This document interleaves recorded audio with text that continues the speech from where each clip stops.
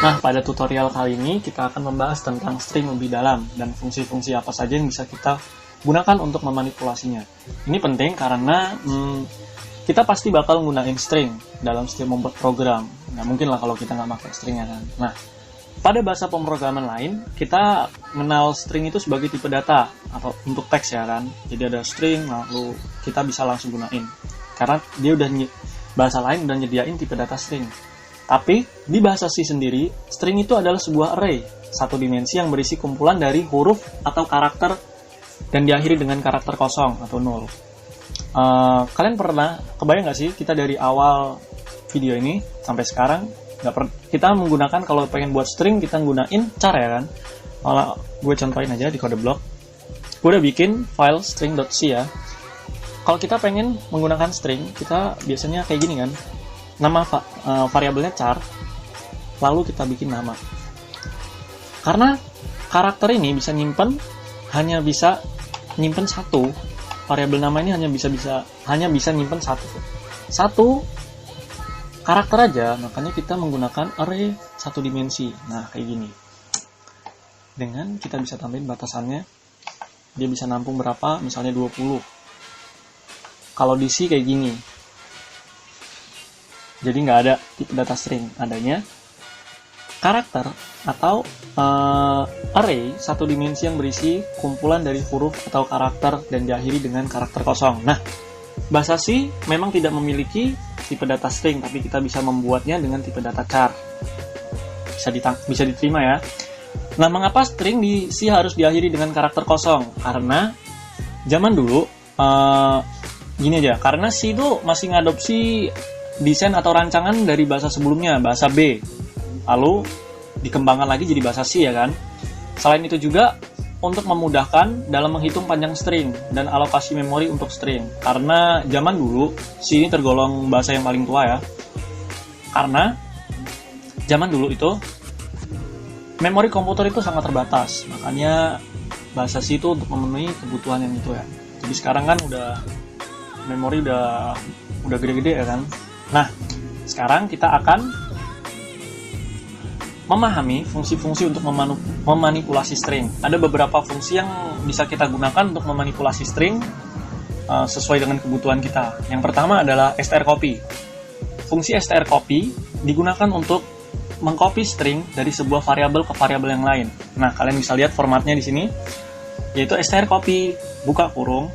Variabel yang pertama itu S1 di situ dilambangin adalah variabel tujuannya, ada tempat untuk mengkopinya. Lalu, yang keduanya, S2-nya itu, koma, dibatasi dengan koma ya. S2-nya adalah variabel sumber yang berisi string. Nah, kalau enggak, gue bakal contohin aja ya, bikin sebuah program strcopy aja. Ini tergolong mudah. Mungkin kalian harusnya udah tahu ya, studio.h. Lalu, main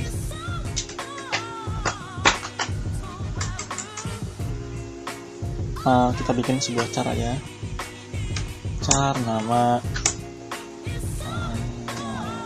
sini, lalu sama dengan vanilla. Kita bakal copy, kita bikin variabel yang ingin kita copy, yang kita ingin tempat untuk ngopinya ya. Copy aja, copy, lalu kita kasih 20 aja udah cukup, jadi koma, lalu kita buka strcopy, strcpy. Nah, ingat formatnya adalah variabel pertama adalah variabel tujuan kita, berarti copy ya, copy, koma, lalu variabel yang berisi string adalah atau variabel sumbernya yang udah ada isi stringnya, berarti nama, titik koma. Sekarang kita printf variabel copy-nya, karena kan sebelumnya belum ada isi. Setelah kita strcopy harusnya udah ada isinya.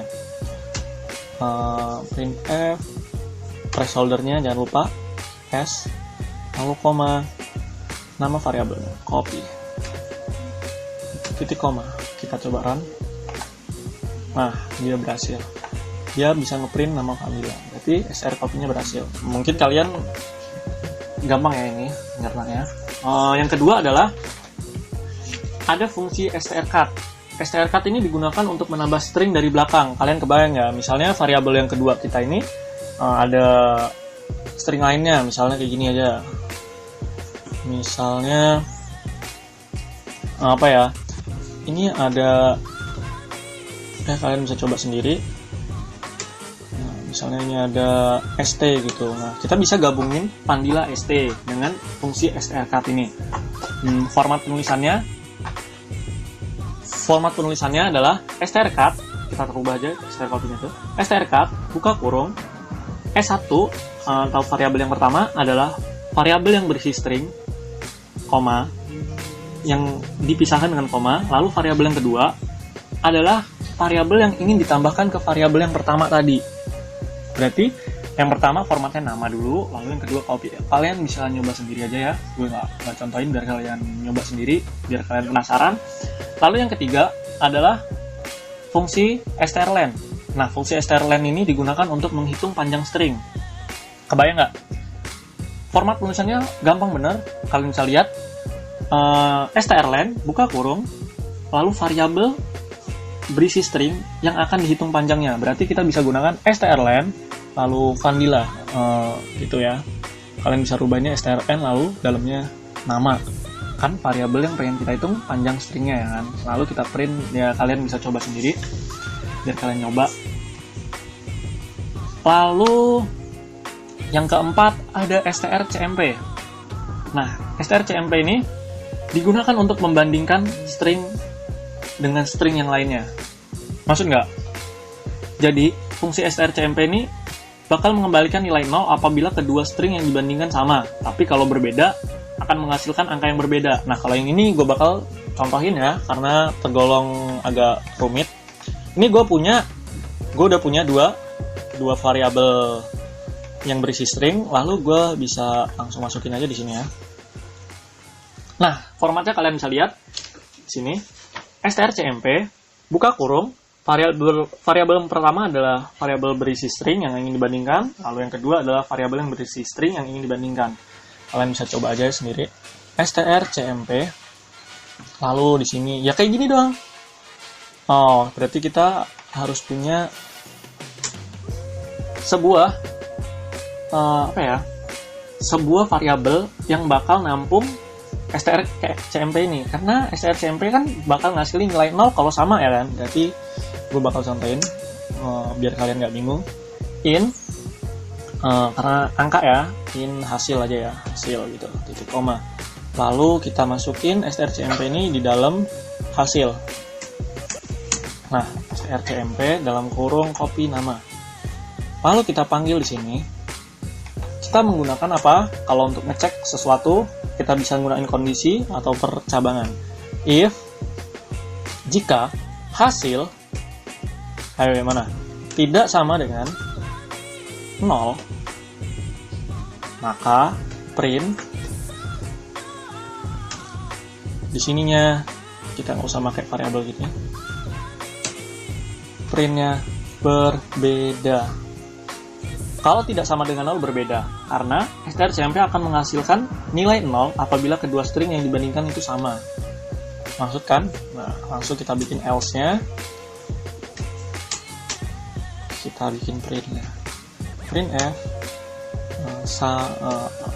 sama gitu. Titik koma. Kita coba jalanin. Nah, apa ini? Oh, belum ada titik koma di sini. Nah, berbeda. Karena beda emang, kita bandingin ST sama Vandila. Coba kita bikin yang keduanya, kopinya ini isinya Vandila ya, coba.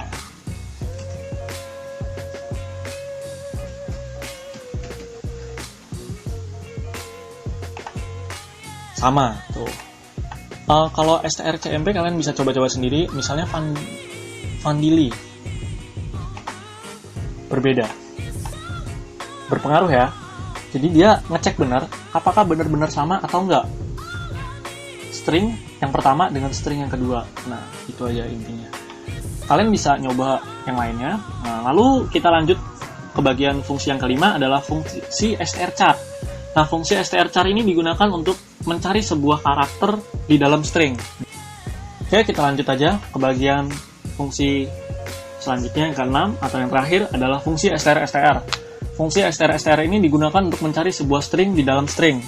Jadi kita punya dua buah string, lalu kita cari apakah ada stringnya itu apa enggak.